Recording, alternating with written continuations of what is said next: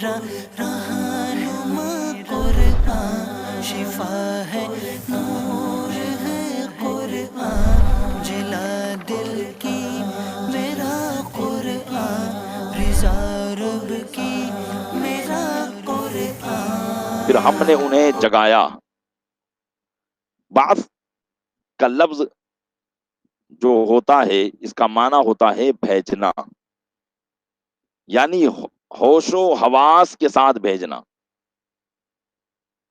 تو یہاں جگانے کا معنی کیا گیا، مطلب جب وہ جاگے تو ایسا نہیں تھا کہ ان کے ہوش و حواس ختم ہو چکے تھے، بلکہ جس طریقے سے سونے سے پہلے ان کے ہوش و حواس تھے، سونے کے بعد بھی 309 سال کے بعد جب وہ بیدار ہوتے ہیں تو ان کے ہوش و حواس اپنی جگہ پر قائم و دائم ہیں۔ یعنی 309 سال تک سونے کے باوجود بھی ان کی عقل میں کوئی فرق نہیں آیا، یوں سمجھ لیجئے کہ جیسے سوئے تھے ویسے بیدار ہو گئے۔ اللہ ارشاد فرماتا ہے کہ ثم بعثناہم، پھر ہم نے انہیں جگایا، لنعلم ای الحزبین احصیٰ لما لبثوا امدا، کہ دیکھیں دو گروہوں میں کون ان کے ٹھہرنے کی مدت زیادہ ٹھیک بتاتا ہے۔ صحابہ کہف ہی کے درمیان دو گروہ ہو گئے تھے، بعض نے کہا، آگے ان کا مکالمہ قرآن کریم میں لفظ بلفظ بیان کیا ہے کہ بعض نے کہا ہم اتنا ٹھہرے ہیں، بعض نے کہا اتنا ٹھہرے ہیں۔ اس طریقے سے جو ہے ان کے درمیان اختلاف ہوا کہ ہم کتنا ٹھہرے، کیونکہ وقت تو 309 سال کا گزر چکا تھا، یعنی 309 سال برس یہ گزر چکے تھے، لیکن ان کے درمیان یہ اختلاف تھا۔ مفسرین فرماتے بڑی پیاری بات کہ اس سے پتا چلا کہ اللہ کے اولیاء کی جو کرامتیں ہیں وہ برحق ہیں، کہ 309 سال تک بھی وہ بغیر کھائے پیے زندہ رہے، اور اللہ تبارک و تعالیٰ اپنے بعض بندوں کو یہ بزرگیاں عطا فرماتا ہے۔ تو اس سے پتا چلا کہ اہل سنت و جماعت کا جو عقیدہ ہے کہ اولیاء کرام خرق عادت، یعنی ایسی چیزیں جو عموماً امپاسبل ہو، ناممکن ہو، اولیاء کرام اللہ کی عطا سے ایسے کام کر کے دکھاتے ہیں تو وہ بالکل حق اور درست ہے، جیسا کہ قرآن مجید میں بھی اس کا ذکر مل رہا ہے کہ 309 سال تک یہ ایسا نہیں کہ انتقال کر گئے تھے، بلکہ یہ زندہ تھے لیکن سو رہے تھے۔ اب ظاہر سی بات ہے کہ 309 سال تک کیا، اگر 3 دن تک ہی کوئی بھوکا پیاسا سوتا رہے تو اس کی جان ختم ہو جائے گی، لیکن 309 سال تک یہ اللہ کے ایسے محبوب بندے تھے کہ اللہ تبارک و تعالیٰ نے ان کو وہ طاقت و قوت عطا فرمائی کہ 309 سال تک بھی وہ زندہ رہے بغیر کھائے پیے۔ یہ ان کی کرامتوں میں سے ایک کرامت تھی۔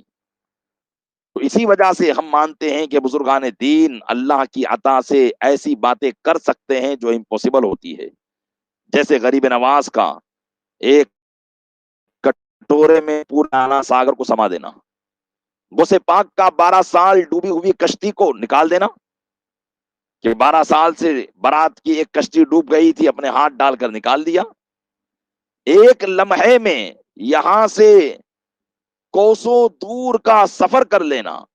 یہ تمام امپاسبل باتیں، ناممکن باتیں اللہ تبارک و تعالیٰ کی عطا سے اولیاء کرام کو اس کی طاقت ملتی ہے اور وہ اس کام کو کرتے ہیں۔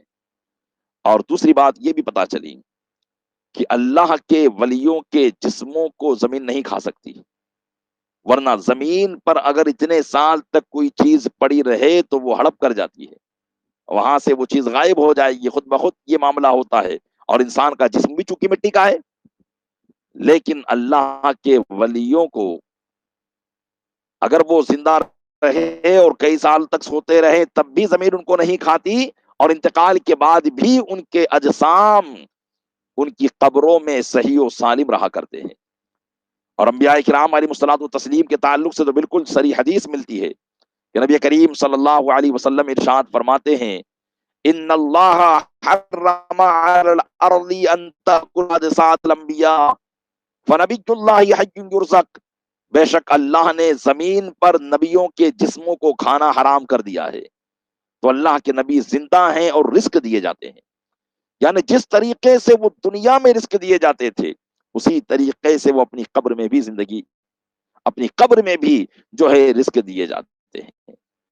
ان کی موت صرف ایک وعدہ ربی کو پورا کرنے کے لیے ہوتا ہے، جو اللہ عز و جل کا وعدہ ہے کہ کل نفس ذائقۃ الموت، ہر نفس کو موت کا مزہ چکھنا ہے، اس وعدے کو پورا کرنے کے لیے ہوتا ہے، ورنہ ان کی زندگی جیسی پہلے تھی ویسی کی ویسی ہی ہو جاتی ہے، کوئی فرق نہیں ہوتا مرنے سے، انتقال سے پہلے کی زندگی کا اور انتقال سے بعد کی زندگی کا، انبیاء کرام کی زندگی میں اس میں کوئی فرق نہیں آتا۔ اعلیٰ حضرت رضی اللہ تعالیٰ عنہ اسی کو فرماتے ہیں کہ انبیاء کو بھی اجل آنی ہے، انبیاء کو بھی اجل آنی ہے، مگر اتنی کہ فقط آنی ہے، مگر اتنی کہ فقط آنی ہے، یعنی ایک آن کے لیے ان کو اجل آتی ہے، اس کے بعد ان کی زندگی مثل سابق ہو جایا کرتی ہے، پہلی جیسے زندگی تھی ویسی کی ویسی زندگی ہو جایا کرتی ہے۔ تو انبیاء کرام علیہ الصلوۃ والتسلیم کے تعلق سے بھی ہمارا عقیدہ ہے، اور اولیاء کرام کے تعلق سے بھی عقیدہ ہے کہ اولیاء کرام علیہم الرضوان کی اجسام بھی جو ہے وہ زمین نہیں کھاتی، جیسا کہ اصحاب کہف جو ہے اپنی غار میں 309 سال تک غار میں سوتے رہے لیکن ان کے جسم صحیح و سالم رہے، جیسا کہ خود قرآن مجید نے فرمایا کہ ثم بعثناہم، پھر ہم نے ان کو جگایا، تو جگایا اسی وقت ہوگا جب کہ جسم سلامت ہو، ہوش و حواس سلامت ہو، اور آدمی اٹھ کر ویسا کا ویسا ہی کام کرنے لگے جیسا کہ وہ سونے سے پہلے کر رہا تھا۔ صلو علی الحبیب صلی اللہ تعالی علی محمد صلی اللہ تعالی علیہ وسلم۔ اسی طریقے سے اس سے بعد والی آیت کریمہ میں اللہ عز و جل ارشاد فرماتا ہے نحن نقص علیک نبأہم بالحق، ہم نے ان کا ٹھیک ٹھیک حال، ہم ان کا ٹھیک ٹھیک حال تمہیں سنائیں۔ اب اللہ تبارک و تعالیٰ نے ابھی تک میں نے جو باتیں آپ کو بتائی، اصحاب کہف کی بادشاہ کے دربار میں حاضر ہونا، حق بیانی کرنا، یہ تفسیر کی روح سے بتایا۔ اب دیکھیے قرآن کریم میں بھی وضاحت کے ساتھ اس کو بیان کیا گیا ہے۔ اللہ ارشاد فرماتا ہے کہ محبوب ہم ان کا ٹھیک ٹھیک حال تمہیں سنائیں۔ انہم فتیۃ آمنوا بربہم، وہ کچھ جوان تھے جو اپنے رب پر ایمان لائے تھے۔ قربان جائیے کہ جو اللہ عز و جل کے لیے اپنے گھر بار کو چھوڑتا ہے تو ایمان کی خاطر دنیا کی ہر تکلیف کو برداشت کرتا ہے، اللہ کی بارگاہ میں ان کا مرتبہ ایسا بلند ہو جاتا ہے کہ اللہ اپنی کتاب میں ان کا ذکر فرماتا ہے۔ ارشاد فرماتا ہے انہم فتیۃ آمنوا بربہم، اے محبوب وہ کچھ جوان تھے جو اپنے رب پر ایمان لائے، وزدناہم ہدا، اور ہم نے ان کو ہدایت اور بڑھا دی۔ جو اللہ عز و جل کی طرف سے ایمان و یقین کے ساتھ اللہ پر ایمان لاتا ہے اور ایمان کی خاطر دنیا کے مصائب و آلام کو نہیں دیکھتا اور اپنے ایمان کی حفاظت کرنے کی کوشش کرتا ہے، تو اللہ تبارک و تعالیٰ اس کے ایمان و ایقان میں اور اضافہ فرما دیتا ہے۔ ہمیں بھی کوشش کرنی چاہیے کہ ہم بھی ایمان کے تعلق سے بالکل چوکن نہ رہیں، کسی بھی طریقے سے ایمان میں کوئی بھی مداخلت کو برداشت نہ کرے، کسی بھی انٹرفیئر کو برداشت نہ کرے۔ ہم دیکھیں کہ اگر ہمارے ایمان میں کسی بات سے ٹھیس پہنچتی ہے، اگر ہمارے ایمان میں کوئی خرابی پیدا ہوتی ہے کسی بات سے، تو اس بات کو چھوڑ دے لیکن ایمان میں خرابی نہ ہونے دے۔ آج دنیا کے ایسے بہت سے حالات ہیں، آج ایسے رسم و رواج بہت سے جو ہے رسم پا گئے ہیں کہ آدمی آزمائشوں میں مبتلا ہو جاتا ہے اور ان رسموں میں مبتلا ہو کر اپنے ایمان سے ہاتھ دھو بیٹھتا ہے۔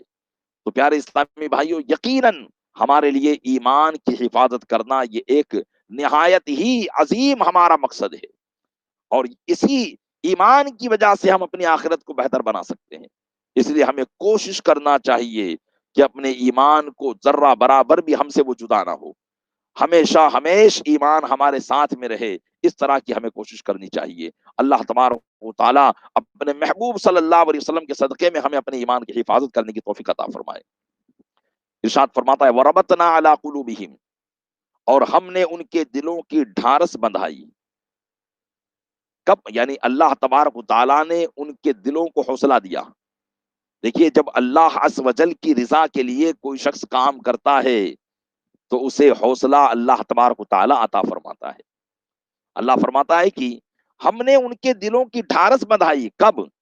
اذ قاموا فقالوا ربنا رب السماوات والارض، लन नदउआ मिन दूनिही इलाहा लक़द क़ुलना इदन शतता। अल्लाह इरशाद फरमाता है, उस वक्त हमने उनके दिलों को धारस बंधाई, उस वक्त उनको हौसला दिया जबकि वो बादशाह के सामने खड़े हो गए थे। वरना बादशाह के सामने खड़े हों और जो ईमान लाने वाला हो उसकी लाशों को तड़पता हुआ देख रहे हो, ऐसे मौके पर हर कोई अपनी जान बचाने के लिए, अपनी जिंदगी से मोहब्बत की खातिर वो कुछ भी कुफरिया अल्फाज अपनी जबान से निकाल देता है। लेकिन जिसके दिल को अल्लाह हौसला अता फरमाए तो फिर उसके हौसले को कोई भी तोड़ नहीं सकता है। तो उन असहाबे कहफ जो बादशाह के सामने खड़े थे, अल्लाह ने उन्हें हौसला अता फरमाया। तो उन्होंने क्या कहा? जब बादशाह ने ये कहा कि ये माबूद जिसे मैंने तुम्हारे लिए बनाया है इसको सजदा करो, तो उन्होंने बादशाह के सामने कहा, रब्बुना रब्बुस समावाति वल अर्द, हमारा रब आसमानों जमीन का रब है। ये हाथों से बनाया हुआ पुतला और ये बुत जिसे खुद हमने हाथों से तराशा है, ये कभी खुदा हो सकता है? इसकी बेकसी और बेचारगी ये है कि अगर इसके ऊपर कोई मक्खी बैठ जाए तो ये अपनी मक्खी को भी उड़ा नहीं सकता। तो भला ए अक्ल वालों जरा सोचो, क्या खुदा वो होगा जो एक मुजस्समा है और ऐसा मुजस्समा जो बेहिस्सो हरकत है? तो अपनी बिसात से, अपनी वुसात से एक मक्खी भी नहीं भगा सकता, उठा हटा सकता, क्या वो खुदा हो सकता है? हमारा खुदा वो है जो आसमानों जमीन का रब है, जिसने बगैर सुतून के इतना बड़ा आसमान बनाया है और बगैर किसी मामले के इतनी बड़ी जमीन का फर्श बिछाया है। कुर्बान जाएं अंबिया किराम और औलिया किराम, ये देखिए आसमान और जमीन अल्लाह अज़्ज़ वजल की वजूद की बहुत बड़ी दलील है। अल्लाह अज़्ज़ वजल की वजूद की बहुत बड़ी दलील है आसमान और जमीन का होना। हम आसमान पर गौर करें, ये सितारे, ये चांद और ये सूरज, इनका अपने वक्त पर निकलना, अपने वक्त पर डूबना, सुबह शाम होना, रोता रातों दिन का आना, सालों का आना, महीनों का आना, प्यारे इस्लामी भाइयों अगर हम गौर करें तो ये सब अल्लाह अज़्ज़ वजल की वजूद की दलील है और उसके एक होने की दलील है। अगर हम गौर कर ले तो ये तमाम बातें अल्लाह अज़्ज़ वजल की वजूद की दलील है। तो उन्होंने भी, असहाब कहफ ने भी ये कहा, रब्बुना रब्बुस समावाति वल अर्द, हमारा रब आसमानों जमीन का रब है। लन नदउआ मिन दूनिही इलाहन लक़द क़ुलना इदन शतता, हम उसके सिवा किसी माबूद को ना पूजेंगे। ये होता है ईमान वाले की शान, कि जिसके दिल में ईमान की पुख्तगी होती है, वो एक लम्हा के लिए भी, चाहे दुनियावी कितना ही बड़ा फायदा उसके पास क्यों ना आता हो, एक लम्हा के लिए भी वो गैर के सामने अपने सर को नहीं झुकाता है। एक लम्हा के लिए भी वो किसी दुनियादार को खुश करने के लिए किसी की आरती नहीं उतारता है। अल्लाह ने इरशाद, उन लोगों ने इरशाद फरमाया, उन लोगों ने कहा कि उसके सिवा हम किसी को ना पूजेंगे। फिर कहा, ऐसा हो तो हमने जरूर हद से गुजरी हुई बात कही, यानी ऐसा तो हो नहीं सकता, लेकिन अगर ऐसा कर ले माज़ल्लाहि रब्बिल आलमीन तो ये बहुत बड़ी हद से गुजर जाने वाली बात होगी।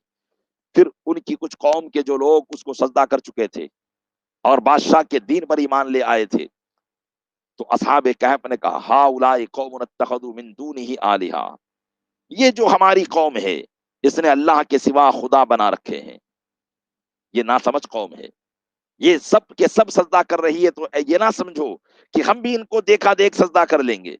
कहने लगे, हाउलाई कौमुन इत्तखज़ू मिन दूनिही आलिहा, ये जो हमारी कौम है इन्होंने अल्लाह के सिवा और माबूद बना रखे हैं। लौला यअतून अलैहिम बिसुल्तानिन बय्यिन, क्यों नहीं लाते उन पर कोई रोशन सनद, यानी अगर ये अल्लाह के अलावा और भी माबूद है तो उस पर कोई रोशन दलील तो लानी चाहिए।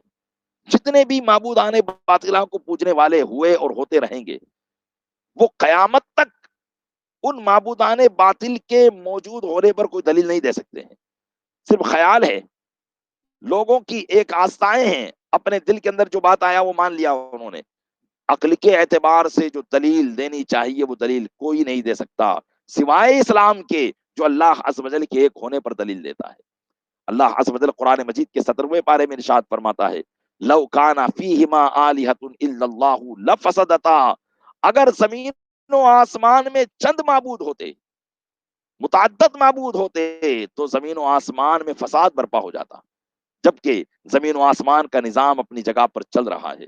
اگر بارش برس رہی ہے تو برس رہی ہے، کوئی ایسا نظام درہم برہم نہیں ہے، بلکہ وہ اپنی جگہ پر بالکل جاری و ساری ہے، جو اس بات کی دلیل ہے کہ ان سارے نظام کو چلانے والا موجود ہے اور وہ ایک ہے۔ تو اسلام ہی اس بات کی دلیل دیتا ہے، ورنہ سب نے اپنی آستاؤں کو اپنا دین بنا لیا ہے، کسی کے پاس کوئی عقلی دلیل نہیں ہے۔ قرآن کریم فرماتا ہے کہ لولا یاتون علیہم بسلطان بین، اصحاب کہف نے بادشاہ کے سامنے کہا کہ یہ اس بت کو اپنا خدا مان رہے ہیں، اللہ کے علاوہ اور معبود بنا رہے ہیں، تو کیوں نہیں لاتے ان پر کوئی روشن سند؟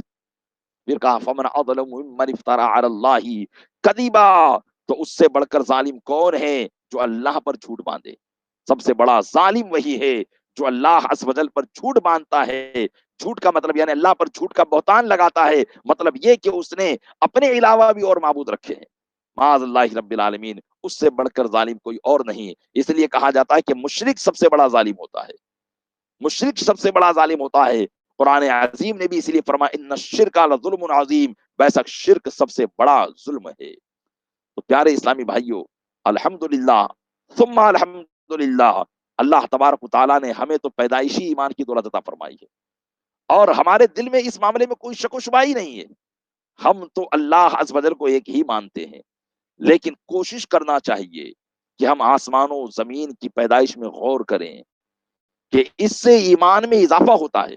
چاند و سورج کے ڈوبنے اور نکلنے پر غور کرے، اس میں ایمان پر اضافہ ہوتا ہے۔ کبھی آسمان کی طرف نگاہ اٹھے تو تاروں کو دیکھے، ان میں غور کریں، اس میں ہمارے ایمان میں اضافہ ہوتا ہے اور اللہ عز و جل کی معرفت میں اضافہ ہوتا ہے۔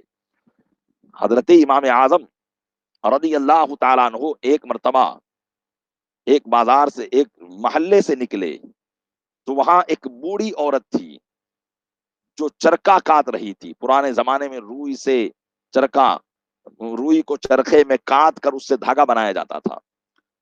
تو آپ اس بڑی بی کے پاس رک گئے اور ارشاد فرمایا کہ بڑی بی، اپنی پوری زندگی چرخا کاٹنے میں نکال دی یا اللہ کی کوئی پہچان بھی کی ہے؟ تو اس بڑھیا نے کہا کیوں نہیں، میں نے اللہ کی پہچان کی ہے کہ وہ ایک ہے اور موجود ہے۔ حضرت امام اعظم رضی اللہ تعالیٰ عنہ نے فرمایا کہ اللہ موجود ہے، کیونکہ ایک فرقہ ایسا ہے جو اللہ کے وجود ہی کو نہیں مانتا۔ ایک فرقہ ایسا ہے جس کو پرانے زمانے میں دہریہ کہا جاتا تھا، جو یہ مانتا ہی نہیں ہے کہ اللہ کا وجود ہے، بلکہ وہ یہ مانتا ہے کہ بس زمین و آسمان کا نظام یہ چل رہا ہے اپنے سے، اس کو کوئی چلانے والا نہیں ہے۔ تو آپ نے فرمایا کہ اللہ کے وجود پر تیرے پاس کیا دلیل ہے؟ تو اس بڑھیا نے بتایا کہ اللہ کے وجود پر یعنی اللہ کے موجود ہونے پر، کہ اللہ موجود ہے، اس کی دلیل میرا یہ چرخا ہے۔ آپ نے فرمایا کہ تیرا یہ چرخا کیسے اس کے وجود پر دلیل ہے؟ تو اس بڑھیا نے بڑی بہتر انداز میں جواب دیا کہ امام، میں اپنے اس چرخے پر غور کرتی ہوں تو مجھے اللہ کے وجود کا پتہ لگتا ہے۔ وہ کیسے؟ تو اس نے کہا کہ جب تک میں یہ چرخا چلاتی ہوں یہ چرخا چلتا ہے، اور جب میں چلانا بند کر دیتی ہوں تو یہ چرخا رک جاتا ہے، چلتا نہیں ہے۔ تو میں نے اس سے یہ پتا لگا لیا کہ جب اتنا سا چرخا بغیر کسی کے چلائے نہیں چل سکتا، تو زمین و آسمان کا اتنا بڑا چرخا بغیر کسی کے چلائے کیسے چل سکتا ہے؟ تو میں نے پتا لگا لیا کہ اللہ ہے اور موجود ہے۔ آپ نے فرمایا پھر یہ کیسے پتا چلا؟ اس کی کیا دلیل ہے کہ وہ ایک ہی ہے؟ ہو سکتا ہے کہ دو چلا رہے ہوں نظام کو، زمین و آسمان کے چرخے کو دو چلا رہے ہوں۔ کہا اس کی بھی دلیل میرا یہ چرخا ہے۔ آپ نے فرمایا وہ کیسے؟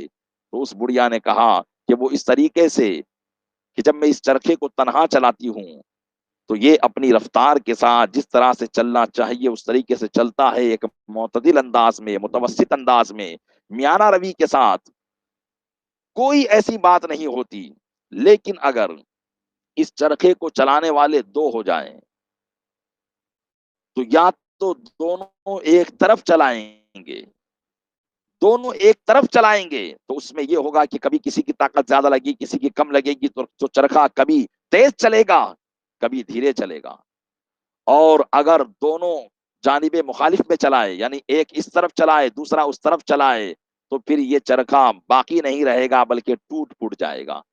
بس اسی سے میں نے پتہ لگا لیا کہ زمین و آسمان کا یہ چرخا چلانے والا ایک ہے، کیونکہ اس کا نظام بالکل معتدل طور پر چل رہا ہے، نہ تو ایک دم اس میں تیزی ہوتی ہے نہ سستی ہوتی ہے، بلکہ یہ اپنی رفتار کے ساتھ جس طریقے سے چل رہا ہے۔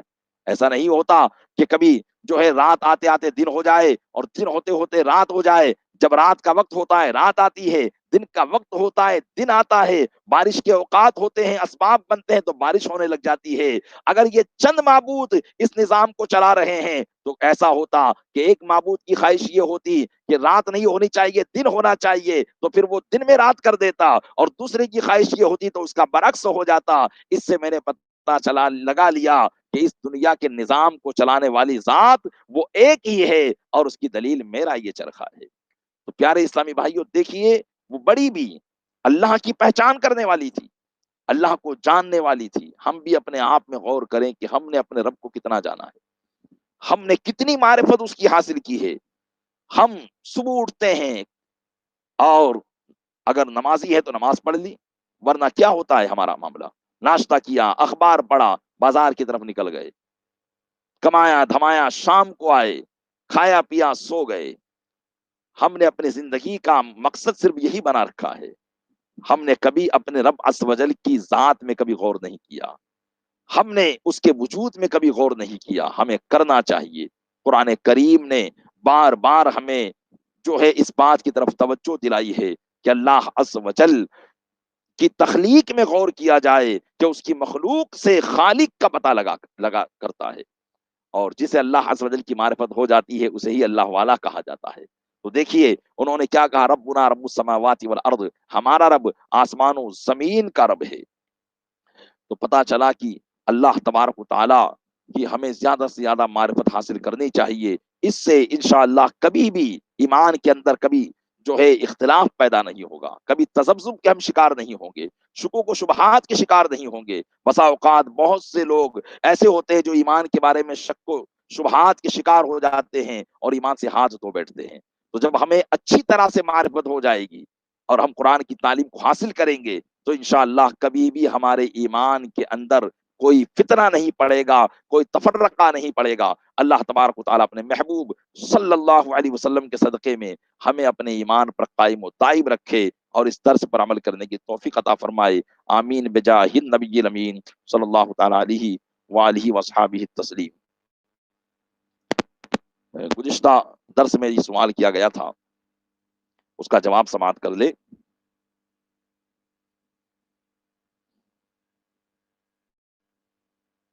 سوال یہ تھا کہ ماسک پہن کر نماز پڑھنا کیسا؟ دیکھیے نماز کے وقت منہ کو کھولنا، منہ کو کھلا رکھنا یہ ضروری ہوتا ہے، تو اس لیے علماء نے ماسک پہن کر نماز پڑھنے کو مکروہ قرار دیا ہے، لہذا اس سے بچنا چاہیے، ماسک پہن کر نماز نہیں پڑھنی چاہیے۔ دوسرا سوال یہ تھا کہ حالت روزہ میں کلی کرتے وقت یا ناک میں پانی چڑھاتے وقت غلطی سے حلق یا دماغ میں پانی پہنچ جائے تو کیا حکم ہوگا؟ دیکھیے آپ کو اپنا روزہ ہونا یاد ہے، روزے دار ہونا یاد ہے کہ میرا روزہ ہے، تو آپ پر ضروری ہے کہ آپ احتیاط برتیں، لیکن غلطی آپ نے کی، خطا کی آپ نے، اور پانی حلق میں اتر گیا یا ناک کے ذریعے دماغ میں چڑھ گیا تو اس سے روزہ ٹوٹ جائے گا۔ اس لیے روزے دار کو جو ہے یہ حکم دیا جاتا ہے کہ وہ غرارے نہ کرے، اور ناک میں پانی چڑھاتے وقت بھی، غسل کے وقت میں بھی اس کو احتیاط رکھنے کا حکم دیا جاتا ہے، لہذا ایسی صورت میں اس کا روزہ ٹوٹ جائے گا۔ تو وضو کرتے وقت یا غسل کرتے وقت، منہ کلی کرتے وقت اور ناک میں پانی ڈالتے وقت ان باتوں کا لحاظ رکھنا ضروری ہے۔ اللہ تبارک و تعالیٰ اپنے محبوب صلی اللہ علیہ وسلم کے صدقے میں ان تمام مسائل پر عمل کرنے کی توفیق عطا فرمائے۔ آمین بجاہ النبی الامین صلی اللہ علیہ وسلم۔